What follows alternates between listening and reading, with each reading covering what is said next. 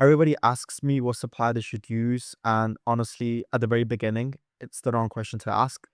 I'm going to show you three suppliers that actually matter, how to use them, and the one move that you can use that most people actually miss that will get you better pricing than any of them are quoting you upfront. Now, here's what most beginners get wrong. They spend a week comparing suppliers before they've even validated a product, and that is completely backwards. Your supplier does not determine whether your business works, whether your product works, whether your angle works, or even if your ad works. The supplier is just the logistics. And at this stage, you're not negotiating bespoke deals or getting any custom packaging. You're just picking a platform, getting a first sale, and then you're just optimizing. That's the order. Think of it this way, you can't really optimize something that isn't working yet. So your first goal would be to get it working first. I'm going to be showing my screen now and I'm going to show you the exact document with the three supplies that you need and everything you need to know about them. Okay, so I've got the list right here. Also going to share this document. You can find a link for that in the description. And I've also shared a few screenshots just to essentially portray that I've actually used these suppliers and they are working. So the first one I want to talk about is cjdropshipping. It goes really quickly. It has a massive catalog and integrated directly with Shopify. Whereas automated fulfillment, essentially what that means is your orders will automatically be exported to CJ Dropshipping. So you can just go on there, pay for the orders, and they will fulfill it automatically. They have no MOQ, which is really, really good. It's free to use, so there's no fees involved whatsoever.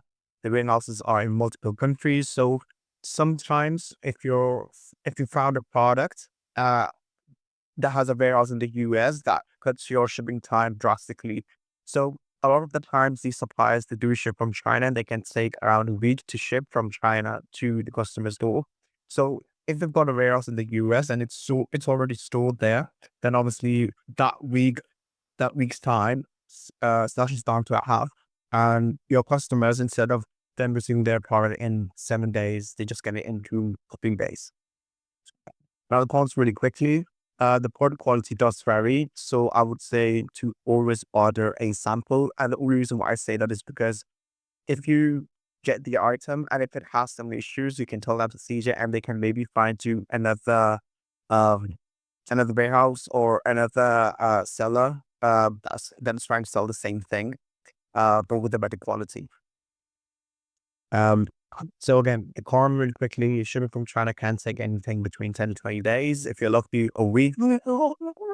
Right. Another big thing is that customer service can sometimes be inconsistent in regards to them being able to maybe offer you a more customized product or them maybe able to sort out your returns.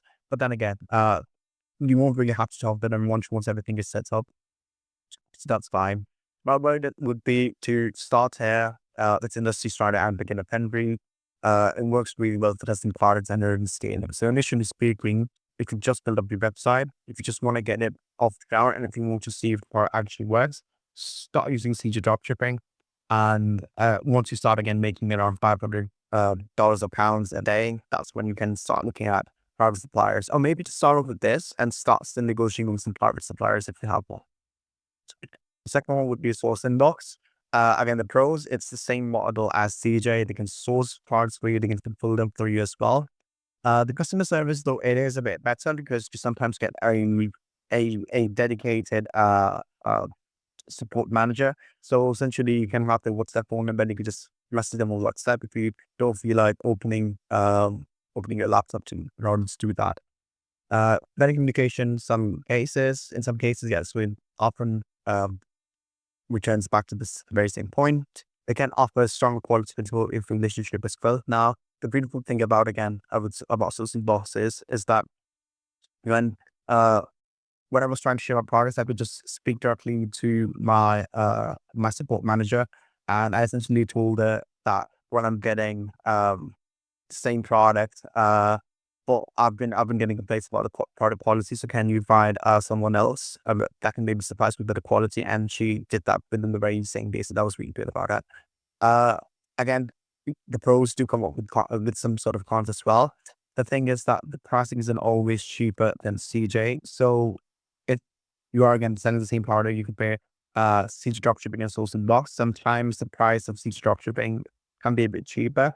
But then again, it's always worth it. You check across all different suppliers and figure out which one is offering the best pricing. No open catalog, you must encourage the source. So in CG dropshipping, if you just go to the main dashboard, they have tons of different products that you can choose from directly.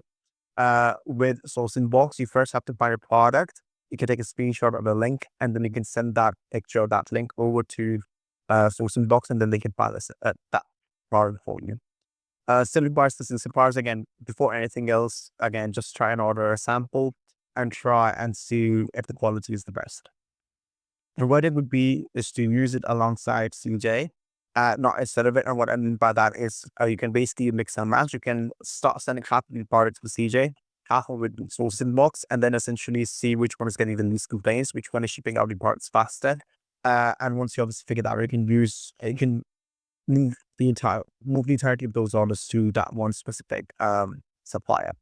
CG may be no price, sourcinbox may be no service. Again, it is something that you should look out for. It is a good option if you want to start better, if you want better support and reliability. Another thing that I really quickly want to mention with that is that, again, this is something that you can directly integrate with Shopify. So once the Shopify order comes through, it automatically gets populated on sourcinbox. So you can just pay for it and it will automatically just set it off for you.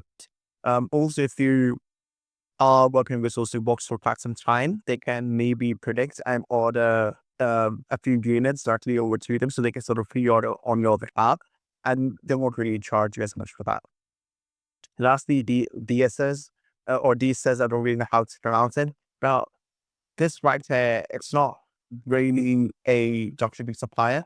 What it essentially does is it essentially, like, once you find a product, let's say on AliExpress, you can connect that AliExpress listing to your product, and this essentially just automates the entire process. So it can make the order on AliExpress directly and input the customer's details and whatnot, and that product will then be shipped directly to the customer. So they're not a supplier. You can't really negotiate prices with them. But let's just go through this. It connects directly with AliExpress. Again, like I've explained before, it's one of the fastest way to start. So instead of you having to make a post from sourcinbox or let's say cjdropshipping, if you found an AliExpress listing, you can just connect it directly with dsers, and they will just ship it directly, and it's they will just obviously just make the process even faster, I would say. And sometimes it's the cheapest price. And what I mean by that is because real suppliers, CJ or sourcinbox, their prices might be sometimes higher than AliExpress pricing. So you can, for the timing, just use AliExpress or dsers initially, and then you can essentially move towards a parent supply later on. And it's good for testing for any products quickly. Again, speed is everything. If you found a nice product, just test it really quickly with AliExpress.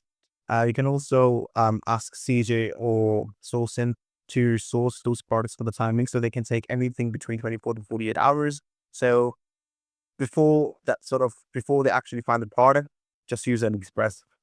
The cons: shipping times can be unpredictable, again, because they're using this AliExpress. Sometimes AliExpress sellers create virtual tracking numbers. So it doesn't tell you that they have shipped it out, but they are, again, still waiting to ship that product out, if that makes sense. Less quality control compared to agents. Again, that's pretty self-explanatory. Not ideal for building a long-term brand. So a verdict is to use AliExpress is cheaper. It's great for speed and testing, and it's not a long-term scaling solution. Now, the key strategy that a lot of people miss, again, this is in order for you to get the best pricing, would be step one is to find a product on CG dropshipping or know the price.